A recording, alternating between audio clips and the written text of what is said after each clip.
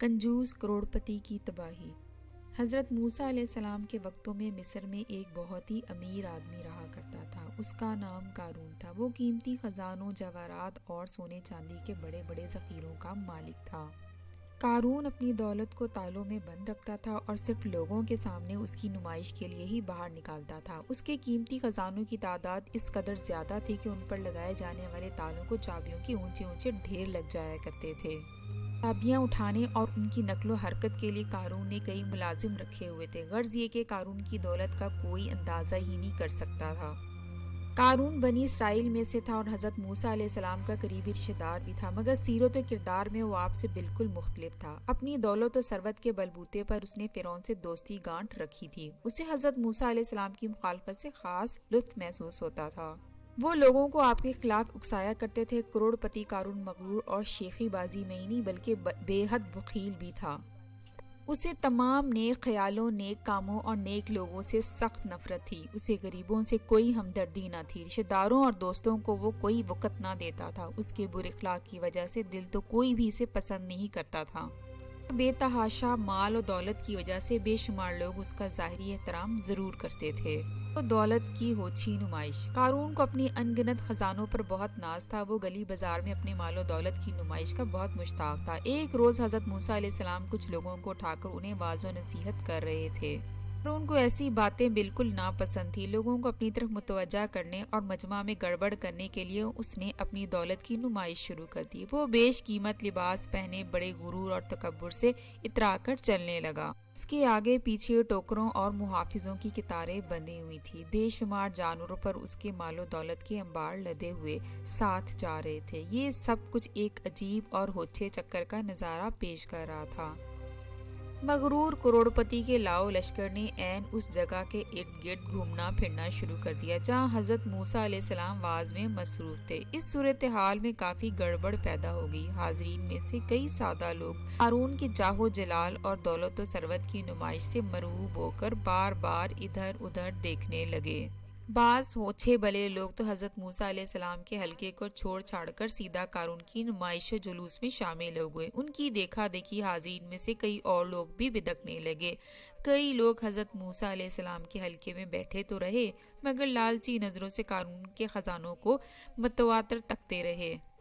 کہ اس ناشائستہ حرکت پر حضرت موسیٰ علیہ السلام کو سخت غصہ آیا۔ آپ نے اسے ان ہتھ کنڈوں سے باز رہنے کی تلقین کی۔ آپ نے اسے کہا یہ سب مال و دولت اسے اللہ کی عطا کی ہے، اس لیے اسے اللہ کی راہ میں خرچ بھی ہونا چاہیے۔ اسے غریبوں اور محتاجوں کے لیے خوراک اور لباس مہیا کرنا چاہیے اور یہی اس کے مال و دولت کا صحیح استعمال ہے۔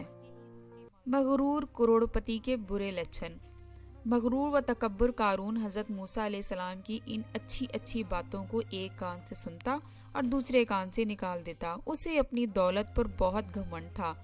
وہ کسی اور چیز، خیال یا شخص کو کوئی وقت ہی نہیں دیتا تھا۔ حضرت موسیٰ علیہ السلام نے جب اسے بہت نصیحتیں کی تو ایک دن اس نے صاف صاف کہہ دیا کہ یہ مال و دولت اسے اللہ نے نہیں دی بلکہ یہ سب کچھ اس نے اپنی محنت اور ذہانت کے بلبوتے پر حاصل کیا ہے، اس لیے اسے اللہ کی راہ میں دوسروں پر خرچ کرنے کا سوال ہی پیدا نہیں ہوتا۔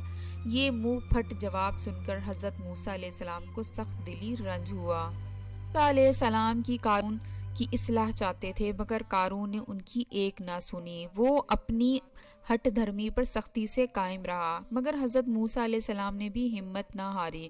جب اور جہاں کہیں بھی قارون انہیں مل جاتا آپ اسے سمجھاتے بجھاتے رہتے تاکہ ایک وقت آیا کہ قارون اس روز روز کے واعظ و نصیحت سے بالکل اکتا گیا۔ تنگ آ کر اس نے جھوٹے الزام لگا کر حضرت موسیٰ علیہ السلام کو بدنام اور ذلیل کرنے کی ٹھان لی۔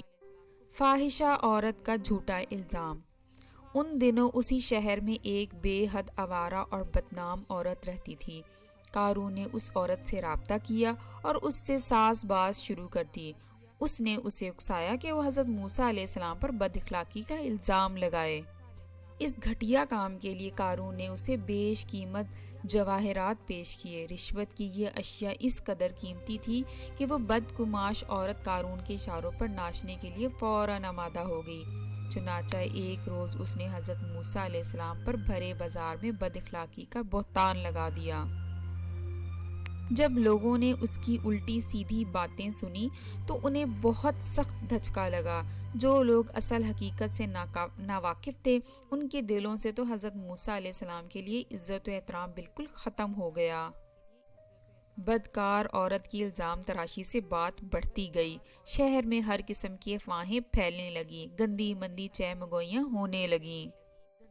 کئی اناڑی لوگ حضرت موسیٰ علیہ السلام کے اخلاق پر شک بھی کرنے لگے۔ حضرت موسیٰ علیہ السلام کو جب اس الزام تراشی کی اطلاع ملی تو آپ کو سخت غصہ آیا۔